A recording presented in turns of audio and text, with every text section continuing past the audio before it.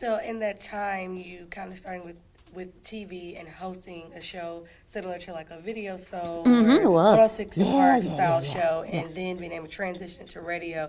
When did that hunger to say, I like what I'm doing with radio, but I have a bigger calling for what I'm trying to do television wise?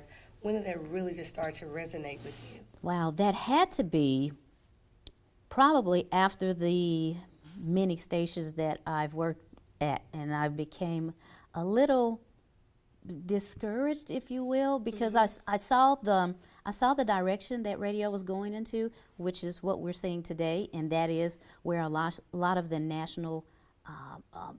nationally known people have radio shows now, and they've just kind of booted out your local DJs. And I was like, ooh, I see this coming, and it's going to affect my income, and I don't want no part of this.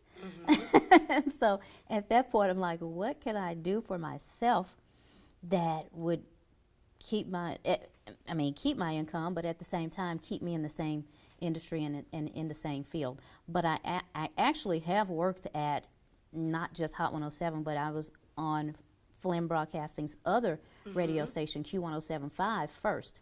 And then I was full-time at Hot 107 with Gino Jones. Gino Jones left. Then it became myself and Doc Martin with the morning show, Hot 107. Then in 2001, on my birthday, as a matter of fact, I got fired. We got fired. And happy birthday! yeah, no. Tina. I was so excited.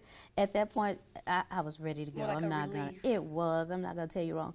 And I would tell them to their faces, and they know it. And I'm not ashamed of it. I was relieved because the music had taken a different direction. When we first started out in '97, we were once playing Janet Jackson, Heavy D. Then by the time I left, we were playing some stuff that I just dare not to repeat at this time. So I'm like, I don't want to be a part of this. I prefer Janet Jackson. I don't want to do this. But nonetheless, then I left there, went to WLOK, Art Gilliam Station. I was with Joan Golden, Leon Gray, and Tina Tilton. So they were interested in having this 3 generations of morning show DJs on the station, and it worked out well until AM 990 transferred to Hallelujah 95.7 Hallelujah FM, and I was asked to audition with Michael Adrian Davis to be his co-host on his morning show. So I worked with him for 1 week before they selected someone else, obviously. And when they selected someone else, I went to World Over Commerce radio station. Pastor had a station for about 2 years, and I was the promotions director there as well as the afternoon drive personality. Really fun. Absolutely loved it. I got a chance to talk about God and play music that was uplifting and inspiring and make money. So that was great. But he decided to sell the station. So when he decided to sell, we all had to leave, and I went to 88.5 at that point, the city schools station.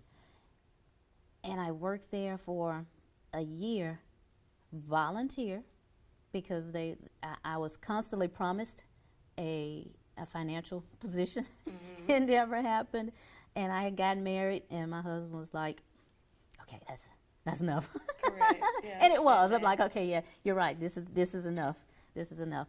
And so kind of really that right there was kind of the nail in the coffin for me. I was like, I think I'm done with this. And I really want to get back to my first passion, which was television.